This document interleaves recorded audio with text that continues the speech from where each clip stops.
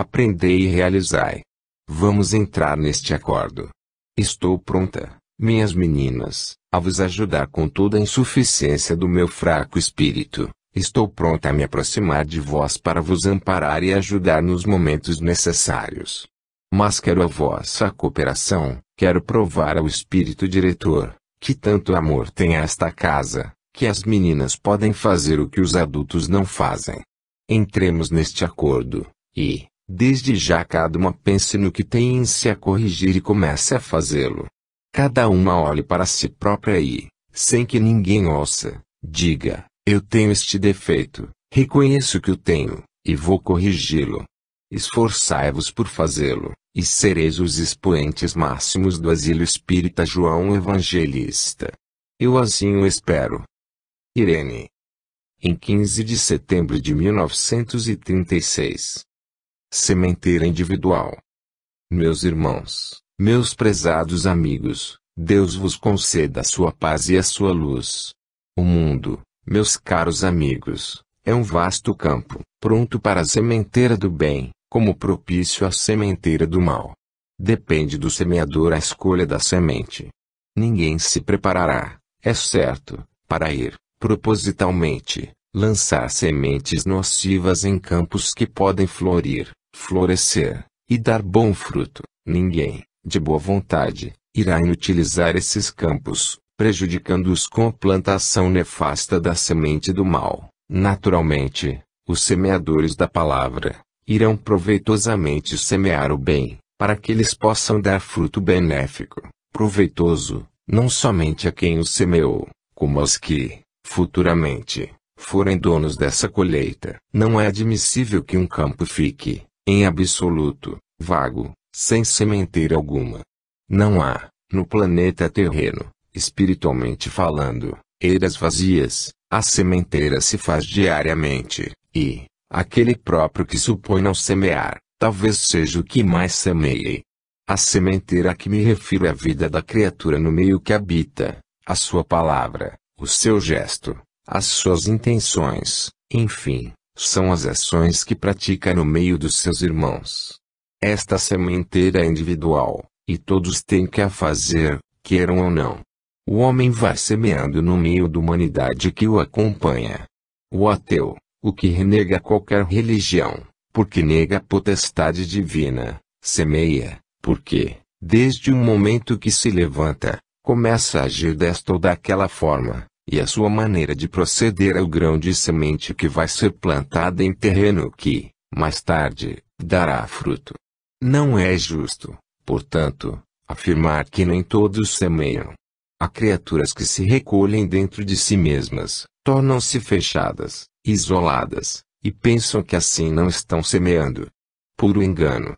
Esse ostracismo prejudicial, essa negativa do bem não deixa de ser uma forma da sementeira do mal.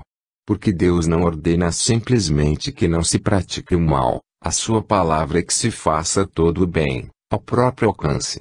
Portanto, a negativa do mal implica a ação para o bem. Campo para semear, não falta.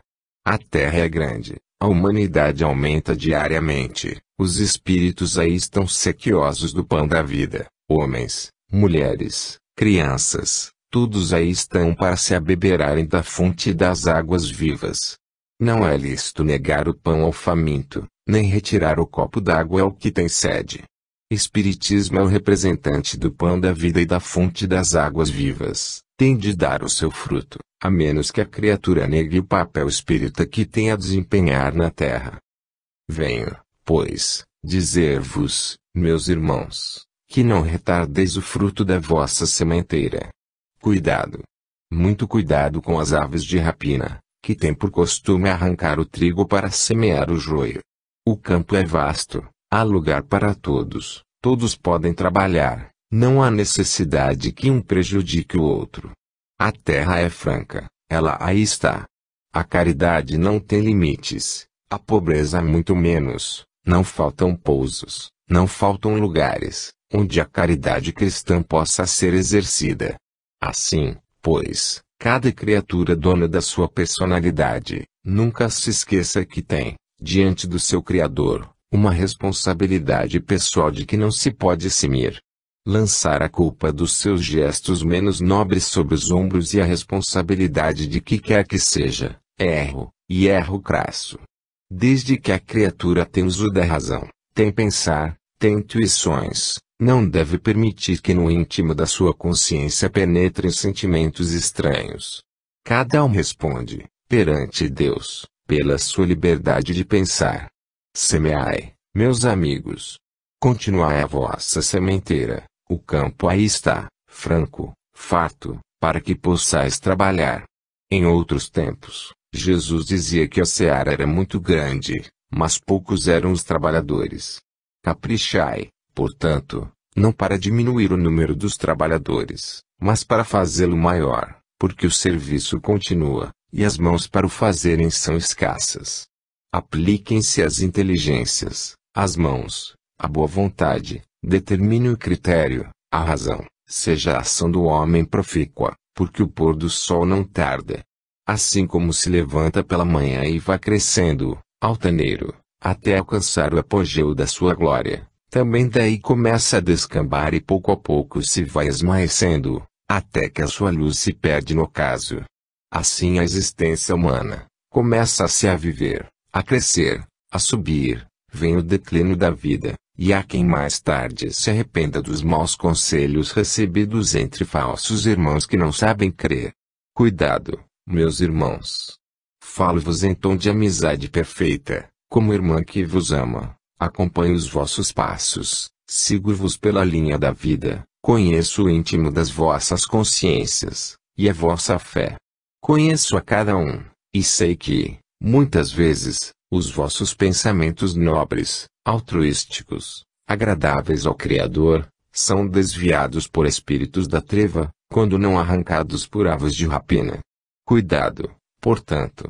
Caminhai com o passo firme na trajetória da vida, para que, quando o sol realmente se puser na vossa existência, vosso espírito possa renascer no além, cheio de satisfação, pelo dever cumprido. Glória seja dada a Deus. Isaura. Em 18 de setembro de 1936. Um esforço pessoal.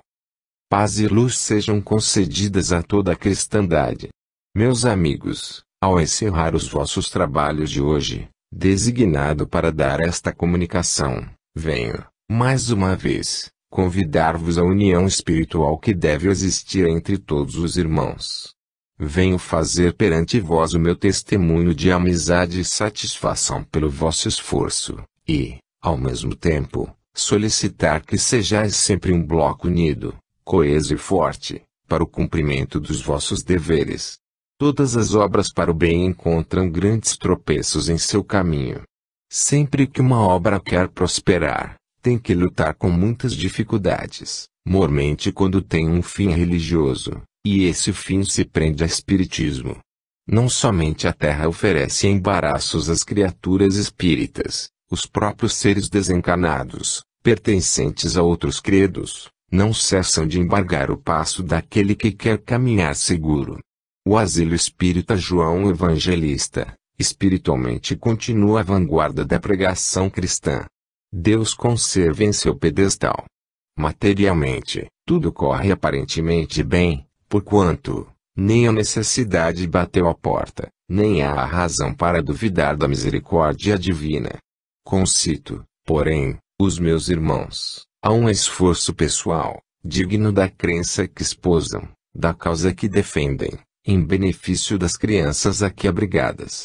Elas não têm preocupação alguma da vida, não cogitam do dia de amanhã, estão entregues às vossas mãos, confiantemente esperam de vós tudo quanto necessitam. E vós, meus amigos, não podeis vos eximir a essas responsabilidades, porquanto voluntariamente as tomastes. Bendito aquele que toma a mão do arado e prossegue, quem apanha o arado e recua, não é digno do reino de Deus. A sociedade espírita aqui congregada deve coordenar o seu corpo de cooperadoras, para lhes acrescer o número. Acrescendo esse números, efetivar uma propaganda ativa em favor dos ideais cristãos. Esse corpo de cooperadoras não deve se cingir unicamente ao trabalho pequenino que lhe toca no momento das festas. Uma cooperadora do Asilo Espírita João Evangelista deve se lembrar que tem responsabilidade quase igual à diretoria, porque se a diretoria compete a direção material da casa, a cooperadora é uma espécie de abelha que fabrica o mel, para a alimentação das educandas. Há associações espíritas nesta cidade, que se desdobram em esforço, auxiliando enormemente a sua diretoria no cumprimento dos seus deveres. Assim, não é necessário que apenas uma ou duas se desdobrem em denodado esforço, é preciso que todas juntas colaborem, tenham energia, produzam, angariem donativos, sócios, enfim, se desdobrem em atividade para concorrerem ao benefício do Asilo Espírita João Evangelista. A casa que concede às criaturas assistentes o pão espiritual que lhes conforta a alma, tem direito a esperar deles o auxílio material que lhe possam dar. Venho, pois, em nome do Asilo Espírita João Evangelista, solicitar dos meus irmãos presentes maior esforço em favor das crianças. Não se trata de obra absolutamente pessoal, não se trata de homem, mas de crianças, entregues aos cuidados do Asilo Espírita João Evangelista. Espiritualmente ele é uma potestade, materialmente, está nas vossas mãos, e, como homens, deveis agir. Trabalhar com afinco, desdobrai-vos em esforços e procurai-vos manter na altura para que fostes criados, impulsionando esta obra que é divina como terrena, porque tem parte espiritual e parte material. Sempre para frente. A época de dificuldades, todos sabem. Lá fora há muitas a serem vencidas, mas aqui dentro não há menos. E vós tendes, por exemplo, criaturas que não contam com vigor físico, mas têm força espiritual bastante para poder trabalhar. Por conseguinte, congregai-vos espíritas do Asilo João Evangelista, para que as vossas educandas não possam perceber se há crise, se há dificuldades materiais, se há sacrifícios. Desdobrai-vos, meus amigos, em atividade, homens, diretoria, mulheres, conselho fiscal, trabalhai com esforço. Nada de desfalecimentos. Lembrai-vos da palavra do Mestre, quando disse: aquele que volta atrás não é digno do reino de Deus. Pela caridade todo esforço se compreende. Trabalhai dando desempenho à vossa fé. Deus vos guarde, Deus vos inspire, e permita que possais, em breve tempo, em lugar de diminuir o número de asiladas, dobrá-lo, em lugar de procurar cortar despesas, arranjar dinheiro para sustentá-las. O esforço de um nada vale, o esforço de muitos, sim. Congregai-vos num bloco coeso, e trabalhai. Deus vos guarde, vos inspire para as boas e completas realizações. Max. Em 18 de setembro de 1936. Em que consiste o heroísmo da mulher? Meus irmãos muito amados, desça sobre vós a paz do Senhor. Não somente a coletividade espírita cristã se impressiona dolorosamente com o que se passa, na atualidade, no vosso planeta. Também os espíritos desejosos do bem, aqueles que procuram espargir fluidos benéficos sobre seus irmãos da Terra, os que procuram cada vez mais se aproximar da luz para fortalecerem suas próprias almas, se enchem de tristeza e mágoa ao presenciar a calamidade em que se envolve o vosso planeta. Meus amigos, parece que o mundo está realmente de olhos vendados para não compreender o esforço que se faz para mantê-lo no limite de uma paz singela, duradoura, que lhe beneficiasse as almas, que lhe desse uma tranquilidade para poder viver, enfim, a paz que é apanágio das almas cristãs e as faz suportar as grandes dores sempre com coragem, sempre de pé. O mundo é cego. E essa cegueira atinge de tal forma a humanidade, que já não se faz distinção, espiritualmente falando, entre homens e mulheres. Houve um tempo em que os homens pareciam algozes, eram almas talhadas para o mal, cheios de vingança e ódios, sanguinários, e as mulheres ao contrário disto, eram criaturas mansas, pacíficas, procurando embelezar o lar com a graça da sua natural jovialidade. As mulheres, quando se faziam heroínas, eram pelos seus sofrimentos e pela paciência, arcando com responsabilidades silenciosas, que o mundo não enxergava, suportando privações e penas, incansáveis ao lado dos enfermos, dolorosas ao pé dos mártires, carinhosas e meigas ao pé dos berços infantis, amparo e proteção dos esposos, a quem encorajavam, e a quem cumulavam de carinho e conforto. Hoje, a mulher esquece o lar, avança para o campo de batalha como se fosse um homem sanguinário, nem respeita as vestes próprias do seu sexo, masculiniza-se e parte para o campo de batalha, em busca de louros salpicados de sangue. A mulher perdeu sua estética, sua moral, ela se julga elevada, e, assim, cheirando a sangue, sedenta de vingança, terrível em suas façanhas, destemida ante o perigo, igualando-se, ombro a ombro, com os pseudo-heróis sanguinários. A mulher perde loucamente a sua poesia, transforma-se em homem e, muitas vezes, pior do que os homens, porque eles estão no seu papel natural, quando são bravos heróis, pela forma que o mundo entende. Mas a mulher não foi feita para isso, a mulher foi feita para sua casa, para o seu marido, para os seus filhos, para os irmãos. Ela foi talhada por Deus, como anjo bom que devia amparar o fraco, consolar o aflito, e a sua coragem mais se aviventa quando ela afronta perigos por amor dos seus filhos, quando sabe defendê-los, quando os educa, quando, no coração de cada um, sabe ganhar um altar. E até mesmo nas guerras, ela tem o seu lugar proeminente, mas esse lugar é o hospital de sangue, é aí, enxugando o sangue que goteja das feridas dos agonizantes, dando-lhes alento, sussurrando-lhes aos ouvidos palavras de carinho, de coragem, de certeza da vida além da morte. Assim, enquanto troa o canhão, a mulher está ao pé do moribundo, encaminhando sua alma. Enquanto o canhão destrói vidas materiais, ela procura salvar vidas espirituais. Assim, desta forma, desempenhando este papel, a mulher continua a ser heroína. Mas, quanto nos pesa ver a mulher destemida loucamente, ante os perigos que se aproximam cada vez mais, do seu lar, da sua família, dos que lhe são caros. E tudo ela esquece. Nós pensamos, meu Deus, quanta calamidade, quanta incompreensão. Como o mundo se afunda nesse abismo do pecado, na incompreensão do erro. Como se insensibiliza um ser.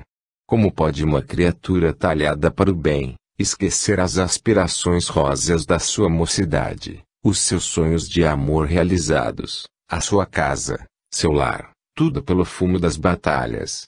Dolorosa contingência da terra.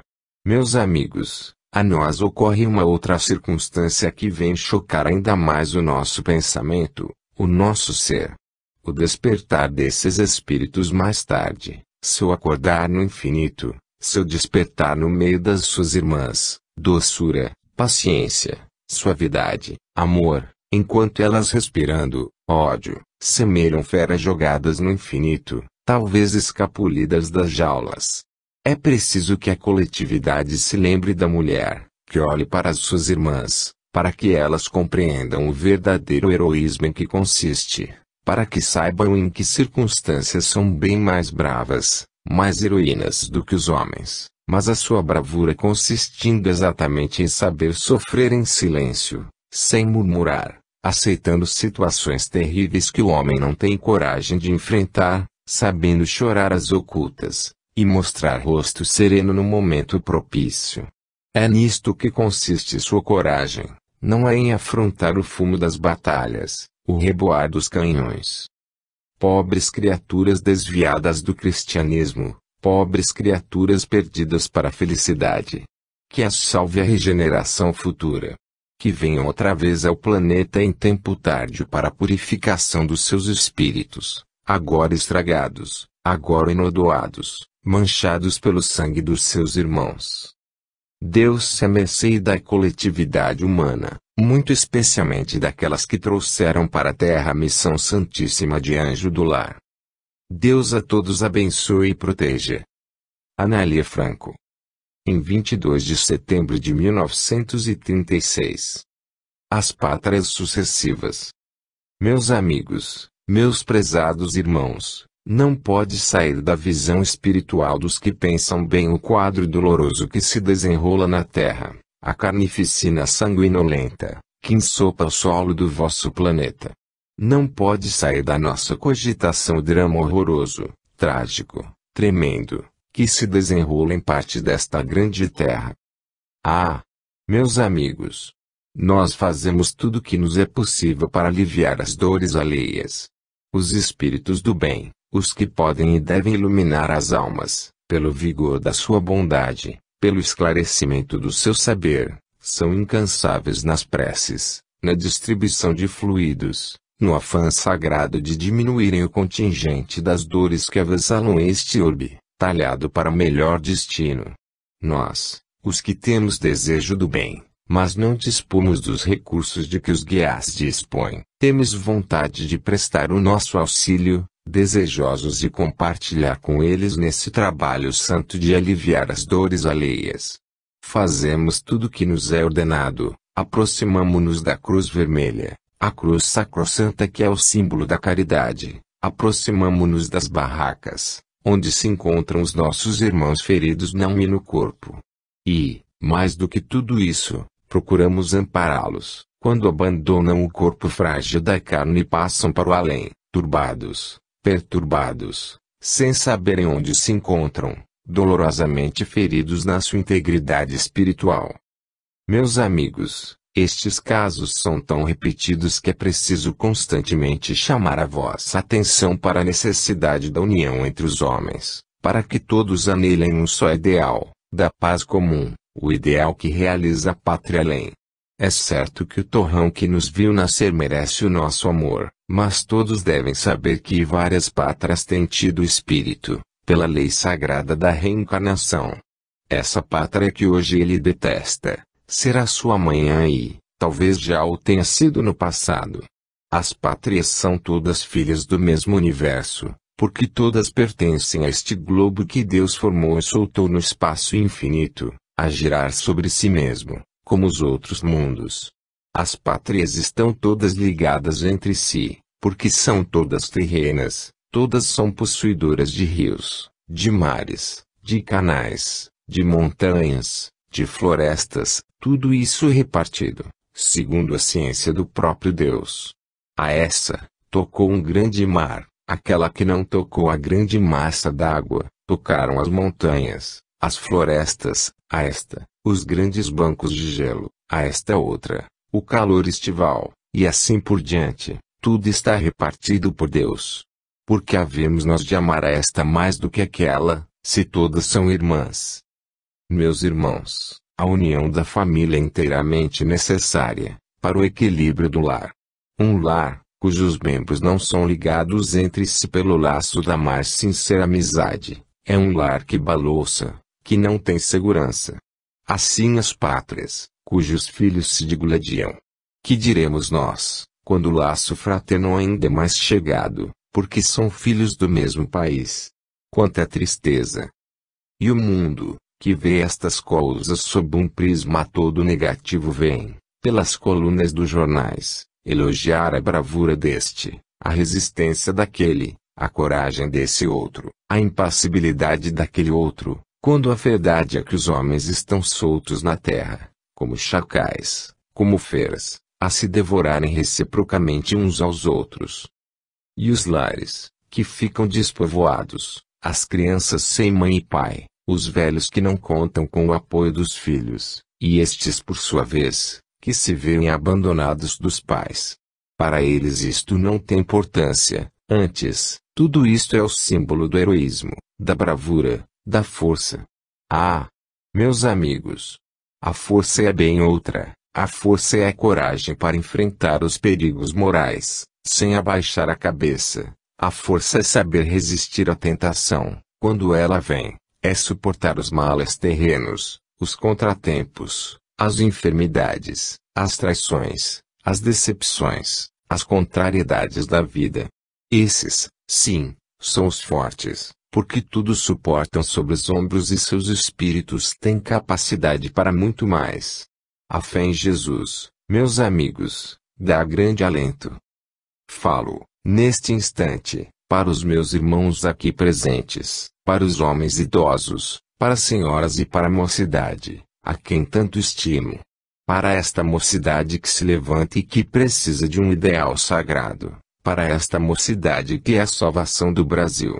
Para que ela fique de pé, para que tenha coragem, para que se erga do nada e seja alguma coisa, para que ela não curse, em vão, os bancos da escola, para que estude, esforce-se e apareça para ser útil ao seu país. Esta mocidade que não gaste os seus dias, suas noites, seu tempo, à toa, perdendo noites de insônia em quanta coisa que não é preciso dizer. A mocidade que se enche de ânimo, que tenha coragem, porque se hoje é jovem, amanhã será anciã, e o ancião tem experiências de muitas vidas. Meus amigos, quando eu principio a falar convosco, não sei parar. Mas o tempo me adverte que é escasso. Não estou aqui para doutrinar, senão para trazer o meu testemunho de solidariedade convosco, porque, de vez em vez, vos visito, e não quero que julgueis que a minha amizade afrouxou. Bem ao contrário disso, ela cada vez mais se solidifica, e eu estou, como sempre, de mãos dadas convosco, em favor do asilo espírita João Evangelista. Deus vos guarde. Alfredo Barcelos. Em 25 de setembro de 1936. Trabalhos práticos em conjunto. Meus amigos, minhas companheiras, Deus vos guarde. Assistindo de contínuo convosco, venho notando o progresso das vossas sessões de espiritismo prático. Isso me agrada. Muitas vezes, tenho afirmado, e comigo outros afirmam, a utilidade destas sessões. Combatê-las é erro, orientá-las é acertado. As criaturas do que não conhecem espiritismo prático senão através dos médiuns que trabalham com os nossos irmãos sofredores, ou então com os nossos caboclos, aliás bem intencionados, seja dito traço, não conhecem outro gênero de sessões, e por isso as combatem. Nós, porém, os que amparamos estes trabalhos, gostamos de frisar a necessidade da sua execução.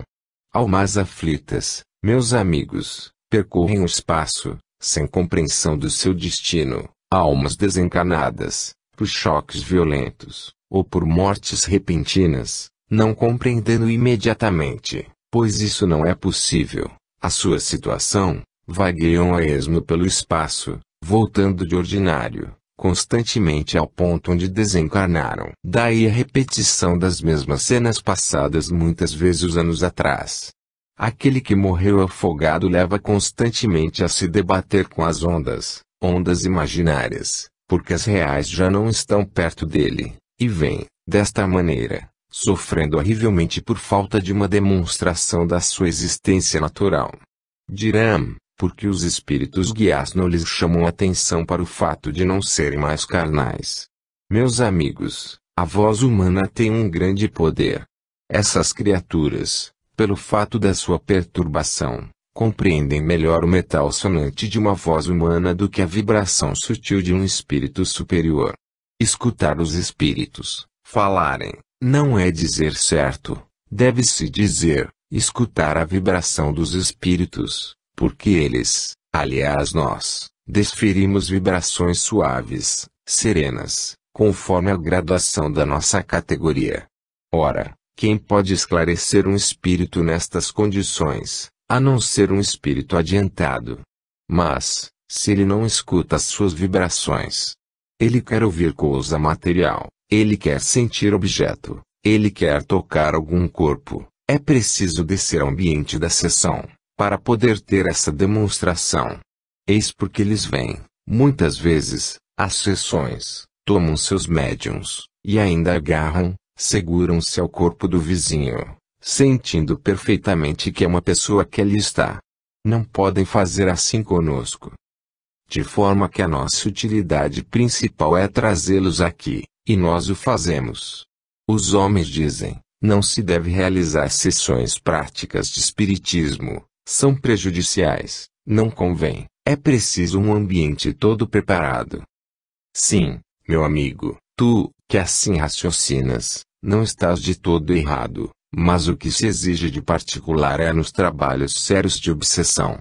Esses trabalhos, que aqui se desenrolam, originariamente, são trabalhos que só se podem fazer assim em conjunto, para que o espírito toque o corpo do médium, perceba que não é o seu, olhe para os assistentes, veja que não está no local que supõe, finalmente, são estes dados que concorrem para sua lucidez.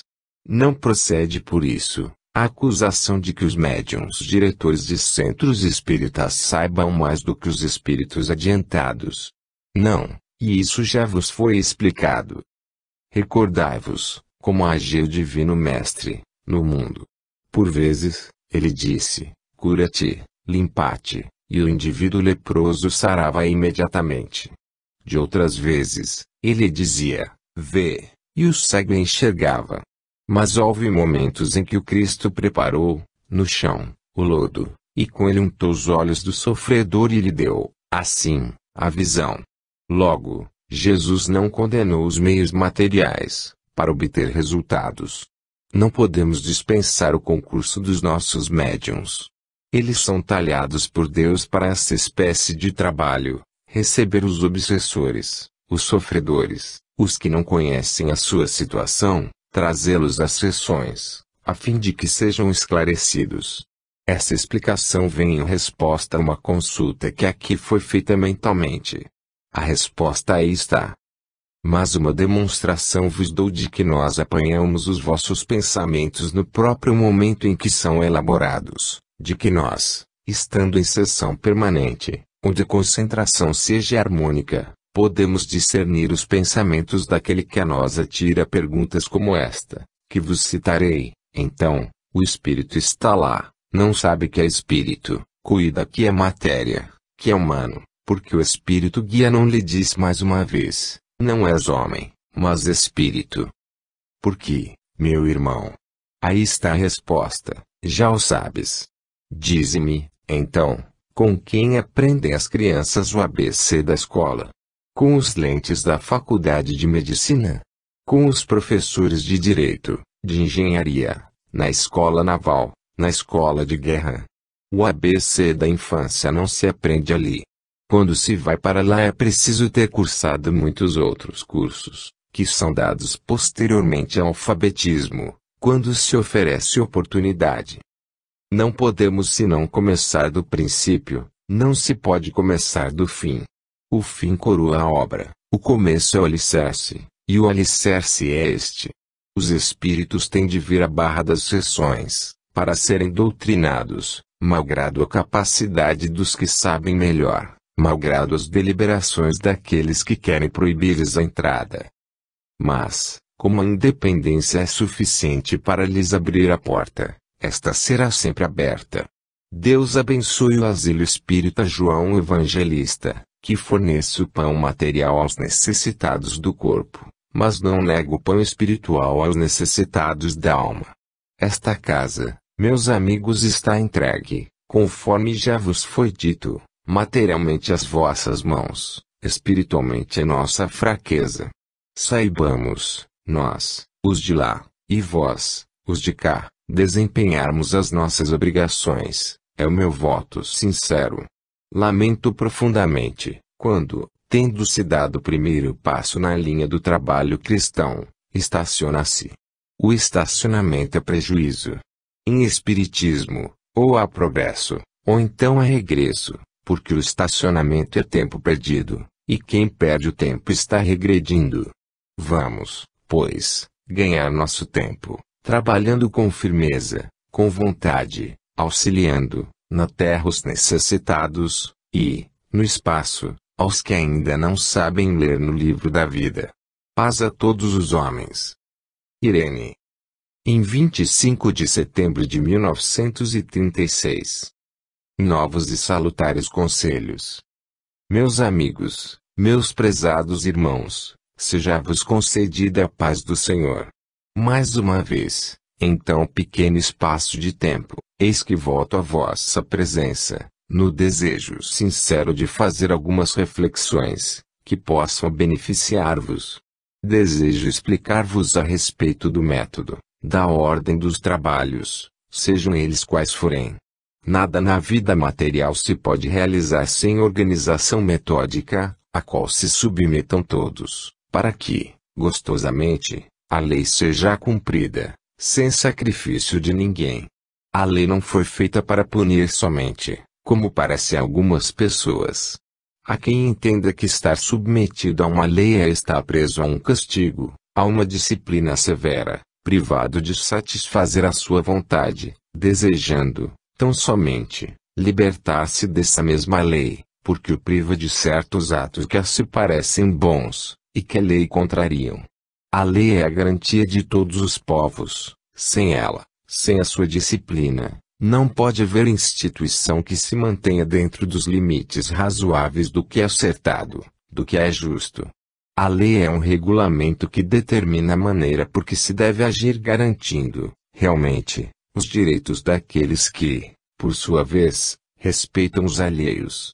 A lei, longe de ser dispensável, bem ao contrário disso, é a garantia dos povos, das nações, das famílias, das agremiações, enfim, de todas as coletividades, que têm de caminhar juntas, trabalhando e procurando ser felizes.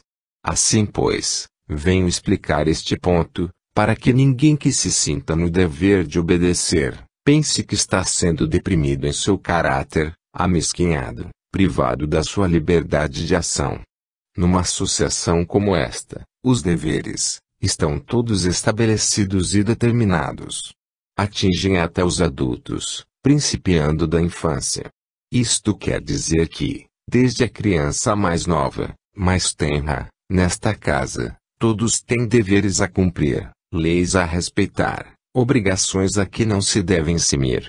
Se às crianças estas obrigações parecem pesadas, quanto mais aqueles que têm a responsabilidade de dirigi-las, de cuidar delas, de mantê-las, de fornecer-lhes tudo quanto lhes é preciso, de cuidar da sua saúde, vigiar a sua educação, enfim, de protegê-las e ampará-las contra as possíveis vicissitudes da terra. Às crianças parece muito duro quando se lhes recomenda isto ou aquilo, ou quando a lei as pune, pelo fato de se cimirem às ações que é lícito esperar da sua idade. Sei o que é a disciplina de uma casa. Também a tive, entre minhas mãos, também compreendi, também dirigi a infância. Também tive casas e não um casa-traço, onde a minha influência era obrigada a se fazer sentir, não porque valesse mais do que meus irmãos, mas porque a responsabilidade maior era minha. E eu sempre fiz sentir as minhas amigas, que me auxiliavam grandemente no trabalho, a necessidade da obediência, do respeito à lei. Igualmente fiz sentir as minhas educandas que obedecer à virtude. Nesta casa, onde me encontro neste instante, nesta casa, que visito a miúdo, que amo de todo o meu espírito, há um prêmio destinado às crianças obedientes. Há um prêmio destinado àquela que mais vontade tiver de servir bem à causa cristã. Assim, nunca demais lembrar-lhes os seus deveres e aquelas que delas se encarregam, suas responsabilidades. Essas responsabilidades, minhas caras amigas, vão subindo, vão se duplicando, cada vez que os anos vão rolando, sobre os vossos espíritos. Os anos passam céleres, voam, e cada um que vem acresce mais uma responsabilidade ao indivíduo. Assim pois, é o método, a ordem, que eu venho aconselhar, para que qualquer ato menos digno, absolutamente não tenha entrada nesta casa, porque qualquer ação menos governada dá sempre um efeito contrário aos preceitos determinados. Cada um deve se governar a si próprio, para que não dê exemplo contrário ao cristianismo. Tanto as crianças como os homens, devem se governar através dos menores gestos.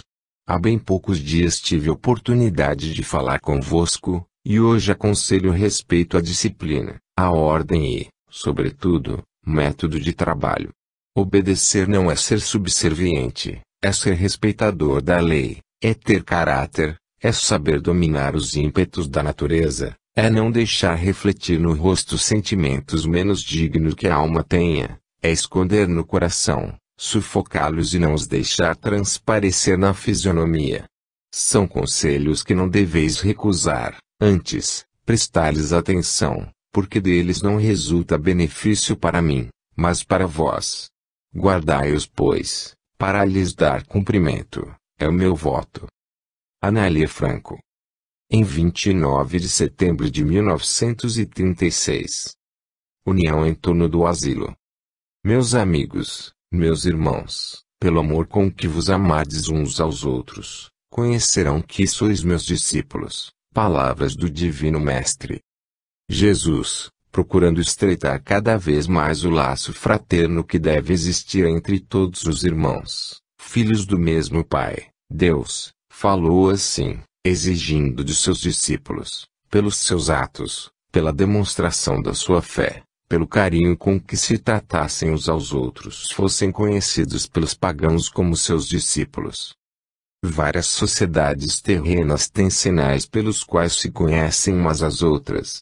Os membros de uma mesma seita, de uma coletividade conhecem-se reciprocamente por manifestações que a outros passam despercebidas, mas que entre eles são sinais evidentes da mesma comunhão. Os espíritas, porém, têm um único meio de se fazerem conhecidos uns dos outros, o trato humano com que se tratam uns aos outros. A fraternidade espírita, meus amigos, é um fato, é uma realidade. Tal seja o nível espiritual, a cultura moral de cada um, tal será a harmonia que possa reinar entre os seus membros. Em uma casa como esta, por exemplo, em que todos trabalham para um mesmo fim, a caridade tem um alvo destinado a atingir na terra, que vem a ser o amor ao próximo, revelado pelo trato, pela afeição real, pela solidariedade à dor, pelo auxílio mútuo, pela compreensão verdadeira dos ensinamentos do Cristo, enfim, pela união fraterna, que deve existir entre todos. Aqui, neste pequeno núcleo de espiritismo, graças a Deus, as coisas espiritualmente vão caminhando sem grandes perturbações. Resta chamar a atenção para as coisas essencialmente materiais, que não devem ser descuradas. A vossa associação progride, espiritualmente falando, nas vossas mãos, meus amigos, está o seu progresso material. Não vos descuideis, nem permitais que, em qualquer momento de necessidade, tenha o asilo espírita João Evangelista de recorrer a estranhos, quando seus irmãos coesos, unidos e fortes, poderão perfeitamente servi-lo em todas as suas dificuldades. Sede, pois, espiritualmente, unidos, e materialmente também. Deus vos proteja, Deus vos abençoe em todas as necessidades da vossa vida, e vos faça compreender a grande ventura de saber ser cristão. Deus vos guarde em todos os dias da vossa vida. Que assim seja. Max. Em 29 de setembro de 1936. Aos veteranos da doutrina. Meus irmãos, meus amigos, a paz do Senhor esteja nesta casa. Estais reunidos em nome daquele que é o caminho, a verdade e a vida. Estais reunidos em nome de Jesus, aquele que se sacrificou, para apontar o caminho da salvação aos homens. Estais reunidos, neste recinto, para praticar a caridade, de conformidade com os desejos espíritas, isto é, beneficiando as almas que ainda não têm luz, e que buscam, no convívio com seus irmãos terrenos, o esclarecimento de que necessitam. Pois bem, meus irmãos, nada se faz sem um preparo bem feito. Cada criatura que deseja realizar um bem, deve, em primeiro lugar, estar em condição espiritual, para a realização desse mesmo bem. Cada criatura que aspira alguma coisa acima do nível terreno, deve preparar a sua alma para receber esta preciosa semente. Não vai acontecer que possam ser aplicadas aos crentes espíritas não preparados, aquelas palavras pronunciadas por Jesus, noutro tempo, não convém lançar pérolas a porcos.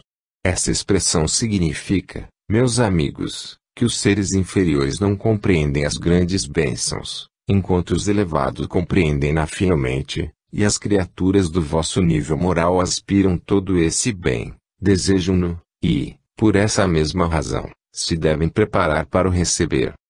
Mais de uma vez se tem dito aos crentes espíritas que o ser espírita envolve responsabilidades a que eles não se podem eximir. Mais de uma vez tem sido repetido que tudo quanto se faz na Terra é observado pelos espíritos no além. O espírito obsessor, infeliz, que se entretém com as coisas terra a terra, que se nutre das paixões inferiores, que aprecia, que se deleita no espetáculo deprimente que a sociedade muitas vezes demonstra, com sua falta de pudor, e dos mais leves elementos de civilidade, esse espírito se regozija, todas as vezes que alguém se desvia da linha do bem viver. Mas o espírito tutelar, o espírito encarregado de fiscalizar, para insinuar o bem, sente-se dolorosamente impressionado, todas as vezes que, sendo lícito esperar ações nobres, revela-se o indivíduo com ações mesquinhas. Cuidado, pois, crentes espíritas, veteranos da doutrina, vós deveis ser as colunas inabaláveis desse edifício moral que se procura formar no meio da juventude. Eles, os principiantes, eles, a adolescência, eles, a mocidade, têm o sangue quente a lhes ferver nas veias. Têm os pensamentos jovens, ainda não bem firmados, são levianos de natureza, mas nada é propriamente reprovável, porque mocidade tem esses anseios, esses voos, mas vós, os de maior responsabilidade, que deveis ser o exemplo nas fileiras espíritas, vós que professais a doutrina e tendes o conhecimento dela, deveis colocar-vos à vanguarda da direção, na conduta, para que sejais, perante os moços, um exemplo de virtude, de correção, de retidão de maneiras, enfim, uma estátua viva do bem proceder. Colocai-vos assim, porque, em volta de vós, rondam os inimigos, da treva, procurando ponto fraco para tocar, procurando ponto frágil para insinuar, e assim, eles farão grande mal à doutrina espírita, porque os lá de fora dirão, ali vai um que é espírita, e, no entanto, a sua conduta não demonstra. Ali vai um que professa mesmo a fé, entretanto, a sua moral deixa muito a desejar. Ali vai outro que se diz cristão espírita, no entanto, não demonstra pelos atos. Meus amigos, esta censura paira sobre vós. Acautelai-vos, tende cuidado de viver, segundo as normas de um proceder cristão, para que ninguém, em tempo algum, possa jogar uma nódoa sobre vós, porque se esta mancha for insulto, for calúnia, cairá por si, mas se atingir o alvo, então, é porque a vossa conduta mereceu tal conceito. Velemos pela natureza da doutrina espírita, assim como desejamos que ela seja pregada, tal qual é, na sua singeleza moral, nas suas promessas, que se realizam. Procuremos também verificar que homens e mulheres sejam, perante os que não sabem crer, verdadeiros exemplos da fé cristã. Dize-me quem és pelos teus atos, e eu te conhecerei. A paz de Jesus fique convosco, vos inspire, vos proteja, e vos faça ler nas entrelinhas das comunicações o que vos diz respeito. Até. José Dácio. Em 2 de outubro de 1936. Chegai-vos ao regaço do pastor. Louvado seja nosso Senhor Jesus Cristo. A sua paz, repouse entre os homens, infiltrando-se em seu ser, para beneficiar os espíritos. Meus amigos, quantas vezes tenho eu vindo ao vosso meio, para vos falar sobre as causas e as modalidades do sofrimento. Quantas vezes tenho estado convosco, buscando fazer-vos compreender a razão do sofrimento, o seu proveito, a sua capacidade. Ainda volto, hoje, para dizer alguma coisa sobre este palpitante assunto. Enquanto houver no mundo essa revolta contra as leis da providência, contra as desigualdades sociais, que Espiritismo tão bem explica, contra as provações e dores da existência, que visam beneficiar as almas, haverá este ambiente perturbado que atualmente preside os destinos da Terra. Os homens, longe de levarem as suas vozes para o além, procurando ganhar forças para poderem viver no mundo, desempenhando as suas funções naturais, para as quais foram criados, dando cumprimento às suas responsabilidades, esforçam-se grandemente no sentido de dominarem as provas, as desigualdades de fortuna, e daí então, o descalabro que se vê é fatal. Longe de mitigarem as dores, de diminuírem as provações, de melhorarem a condição ambiente, os homens cada vez mais agravam situações, afundam no desconhecido, precipitam-se no abismo, e ninguém se lembra do porto de salvação. Nenhum se lembra que só um recurso extraterreno pode fazer parar essa avalanche enorme de desgraças, que se precipitam umas sobre as outras, esmagando a coletividade humana. Ninguém se lembra disto. Os homens de poder, os grandes potentados dizem, é preciso que uma grande potência intervenha nos acontecimentos atuais, é preciso que tal ou qual nação fique à vanguarda da direção dos casos, para pôr um paradeiro ao que se passa. São homens de saber, são políticos, são homens de entendimento. Enquanto o proletariado geme de dores, eles provocam os grandes choques. Daí originam-se os grandes conflitos, a onda vermelha cresce dia a dia, atingindo a humanidade com o seu manto sanguinário, dia a dia desconhecem-se os irmãos, e breve chegará a ocasião de pais enfrentarem os filhos, e não respeitarem a voz do sangue. As próprias mulheres, símbolos de ternura, a garantia da paz, armam-se até os dentes, e vão para o campo de batalha, supondo-se heroínas. E o homem demonstrando a falta de crença com esse falso amor pelo próximo, amor que derrama sangue, amor que trucida, amor que vilipendia, amor que desrespeita, amor que calunia, amor que mata. São estes os realizadores das grandes obras de regeneração da humanidade, são estes os seus salvadores. Meus amigos, nunca vos enganeis, a salvação da humanidade, só de Deus depende. Desse Deus, verdadeiro e bom, que entregou o seu próprio Filho para vir demonstrar a sua doutrina perante os homens, doutrina que hoje pisa aos pés, descrendo de suas leis. Meus amigos, lembrai-vos que a principal dignidade do homem está em saber respeitar a si, respeitando igualmente os outros. Quem vos deu o direito de violar e isolar do vosso irmão? Quem vos permitiu deixar os seus filhos órfãos, as suas viúvas esmolando, e perturbar a paz da humanidade? Esse mesmo Deus a quem não sabeis apelar, que se lembra de vós, que vos ama, é o único que vos pode salvar porque o seu mandamento é este: amai-vos uns aos outros. Meus irmãos, Deus faz descer as suas grandes bênçãos a todos, e o seu perdão é universal.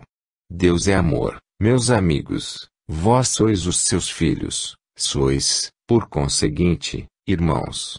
Sede fraternos, buscai as consolações do Espírito, já que vos faltam as da matéria. O exemplo principal aí está. Quando Jesus veio ao mundo, ele nunca disse que era um rei, porque se o dissesse, cuidariam que queria um trono, na terra, quando o seu trono era além, mas uma coroa de espinhos puseram-lhe a cabeça, e uma cana nas mãos, símbolo da religião que professavam. Deus deu aos homens a salvação por seu Filho, e, no entanto, eles escarneceram dessa salvação. Meus amigos, ninguém se considere perdido, a misericórdia de Deus a todos envolve, ela guarda sob sua bandeira caridosa, todos os que dele se aproximam. Só o orgulhoso não deseja aproximar-se de Jesus. Aproximai-vos vós, meus amigos, pela prece, reconhecendo que sois culpados, porque nós não podemos vos beneficiar, se não houver esforço da vossa parte. Vemos, em cada um de vós, uma ovelha transviada. Chegai-vos, portanto, para o regaço do pastor, e permiti que em breve tempo, cumpra-se a promessa do Mestre, um rebanho, e um só pastor. Deus vos proteja e vos guarde. Partirei, deixando sobre vós a minha benção fraterna, partirei, desejando que possais compreender as grandezas do amor de Deus, e que ponhais um paradeiro a tudo que for discórdia. Sede pacíficos, meus irmãos. A paz germinará o mundo, a guerra o destruirá até o alicerce. Deus vos guarde de pensar mal. Deus vos ensine a pensar bem. Tiago. Em 29 de setembro de 1936. Espiritismo, seu progresso. Meus caros amigos e meus irmãos em Jesus, Deus vos salve. Assíduo frequentador das vossas sessões, eu venho acompanhando, com muito prazer, o interesse que tomais pelo estudo das causas espirituais e a atividade que desenvolveis no plano material, das casas espíritas. Meus amigos, Espiritismo vai ganhando, cada dia, em suas fileiras, maior número de adeptos, vai se estendendo, cada vez mais, o vosso planeta, felizmente para todos, encaminhando as criaturas à verdadeira religião. Sem religião a vida não tem alvo definido, porque aqueles que não creem na subsistência do espírito após a morte, naturalmente realizam seus ideais aqui mesmo, e a terra pouco pode lhes dar. Suas almas, embora ignorantes da vida eterna, aspiram a alguma coisa que não sabem explicar. De forma que o ideal dessas criaturas não é plenamente satisfeito, porque a aspiração terra-terra jamais pode satisfazer uma alma inteligente. O espírita, porém, que tem suas realizações além, que tem o seu futuro mais dilatado, que pensa na vida extraterrena, vai burilando o seu caráter, vai conquistando, pouco a pouco, a virtude que um dia será patrimônio do seu espírito e vai suportando o que outros denominam males, e para ele é, realmente, um incentivo para ganhar virtude. Meus amigos, Espiritismo não definha, bem ao contrário disso, está a crescer todos os dias. Se pudesses penetrar em todos os lares, entrar em todas as agremiações, até mesmo aquelas que não acreditam em Espiritismo, mas creio em suas manifestações, teríeis oportunidade de constatar o que acabo de vos afirmar. Por isso, encorajando-vos, digo, não temais a queda, profetizada pelos incrédulos, de Espiritismo, bem ao contrário, ele se estabelece muito bem em vosso meio, e vai progredindo e desenvolvendo atividades de forma tal, que o seu número cresce todos os dias em prosélitos, em adeptos, em crentes fervorosos. Às vezes, quando alguém vacila, os veteranos da doutrina dizem, é um elemento inútil, ora crê, ora não crê, é um vacilante. Meus irmãos, não deve ser assim. Ele irá indo, até que se firmará na verdade. Vós, porém, que sois os mais responsáveis pela doutrina espírita, em seu progresso na terra, deveis exigir mais de vós mesmos. Deveis vigiar-vos mais de perto e cuidar sempre de desempenhá-la em sua pureza, em sua verdade, porque, muitas vezes se vos tem dito, o mundo olha para vós, e vós, que aconselhais a paciência, não deveis vos mostrar impacientes, vós, que aconselhais a retidão, não deveis caminhar por linhas tortuosas, vós, que aconselhais a paz, não deveis ser instrumentos da discórdia. Pregai a doutrina espírita e aceitai a esperança que vos trago, que ela está progredindo na coletividade humana, especialmente neste país. Assim, esta minha palavra visa, tão somente, encorajar-vos para que continueis a sustentar a vossa fé em qualquer situação, amparando as casas de caridade, para que não desfaleçam, e continuando no vosso progresso espiritual, que será mais rápido, mais pronto, se vos lembrardes dos vossos irmãos que necessitam de paz, de doutrinação. Deus ampare a todos, vos proteja e permita que vejais em Espiritismo expoente da mais pura verdade. Que assim seja. Max. Em 6 de outubro de 1936. Vale a pena lutar. Meus amigos e meus irmãos, Deus vos salve. Vós estudais sobre o progresso dos espíritos, seu adiantamento na terra, o esforço constante para ganhar virtudes, não obstante os vícios que os cercam. Vale a pena, meus amigos, lutar. Não é tempo perdido. Vale a pena procurar ganhar essa virtude preconizada pelo Espiritismo, virtude que se radica na fé sincera, na demonstração prática dessa fé. Vale a pena, sim. Porque, segundo